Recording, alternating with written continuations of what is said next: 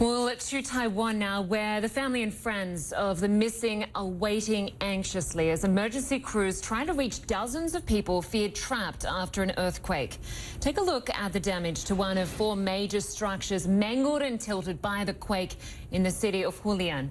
The death toll stands at 6, with more than 250 people injured.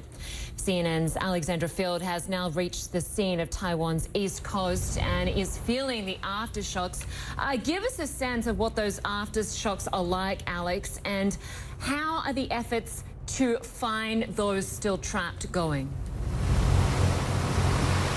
Lynda, there have been dozens of aftershocks since this 6.4 magnitude earthquake hit here in Hualien, but this really complicates this search effort here because look at this building behind me. This is a hotel and an apartment building that is being kept on its side by a series of beams. You can actually see one of those beams protruding through the window of an apartment. So this makes this rescue operation extremely precarious. It's why you've got hundreds of people who have been out here. There are still dozens of people who are missing. As many as 40 people who may have been inside that building in the middle of the night when the quake hit are still unaccounted for. That's why you're seeing these teams out here. You've got some crews out here. They're wearing helmets. They've got lights on their helmets. They've got masks on, and they've been walking around the perimeter of this building with dogs. They are, of course, trying to find any survivors who could be in that building, anyone who could still be trapped inside that building. This is one of 4 buildings that suffered very serious damage when the earthquake hit.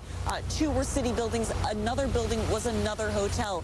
That's where a lot of the injuries were centered. That's also where one person was killed. Look, this is an area that is certainly prone to earthquakes. They've had a spate of them in the last few days, but this is really a dramatic representation of what happened here overnight. People being shaken from their beds. We're hearing the story from one woman who says she was inside her apartment for 9 hours before the rescue crews out here were able to reach her.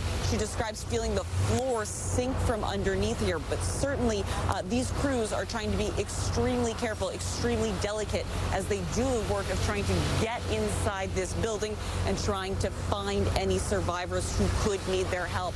And again, that's because they've got to deal with not just the very precarious position that this building is now in, but also the reality that these aftershocks keep coming. And as I mentioned to you, we felt one just a few minutes ago when we were standing out here. We were also getting a steady stream of alerts on our cell phones as we were making the journey from Taipei down here. That was about a 4-hour ride by car. And it's interesting, Lynda, because people in Taipei are reporting that this earthquake was so strong they could actually feel the reverberations from it while they were asleep in their beds in Taipei, quite a distance from here overnight last night. Lynda? All right, yeah, absolutely incredible pictures we're seeing there. Alexandra, Phil, good to have you with us there on the scene.